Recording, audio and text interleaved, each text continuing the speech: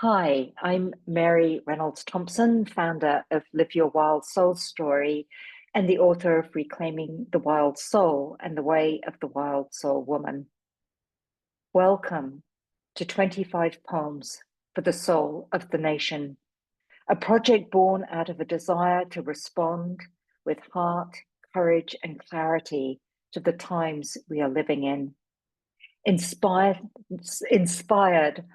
by Senator Cory Booker's 25-hour stand on the Senate floor, this is our own offering.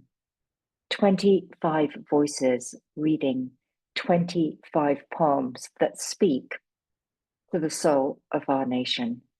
Each person will share their name, tell us briefly why they chose their poem, and then read it aloud. That's it. Simple, powerful, and real. So over to you, Kim. Thank you, Mary. My name is Kim Fowler, and the title of my poem is Georgia Red Clay. And I chose this poem because the events mentioned in here, where Black men are murdered by the legal system, are still happening. And as people are being taken and disappeared and murdered, this poem came to me as one to share at this particular time. So thank you for listening. Georgia red clay, a dark, rich bed for bones to lie in. Georgia red clay, the remnants of iron, of age, of drenched heat seeping into the soil, the old, old soil. Iron and blood, old, old blood drenching the clay through generations of hate. In Georgia, Troy Anthony Davis, a Black man convicted of murder despite 7 of 9 prosecution witnesses recanting their testimonies, despite pleas for clemency across both sides of the aisle, was executed. He was never allowed to request a plea deal.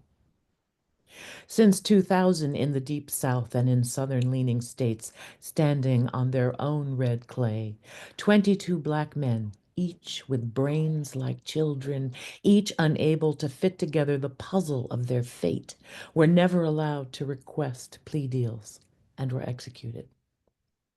In Georgia, 3 white men, self-appointed vigilantes, chased down Ahmaud Arbery, a Black man out for a run, and shot him point blank with a rifle. In Georgia, the thirsty clay drank his black red blood, and the men were sent not to death, like Troy Anthony Davis, like the 22 Black men with brains like children, but to life without parole. And then the prosecution.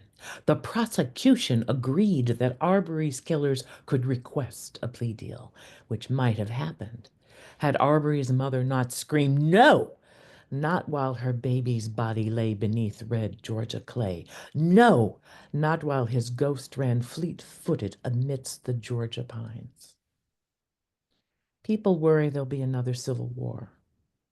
They don't get that in the South, the fighting never ended, and the old, old soil will stay red and stay red and stay red until we all call out, until we all yell, until we all scream, no.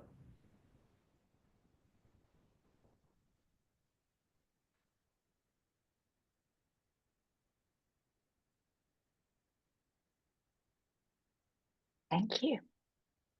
Thank you.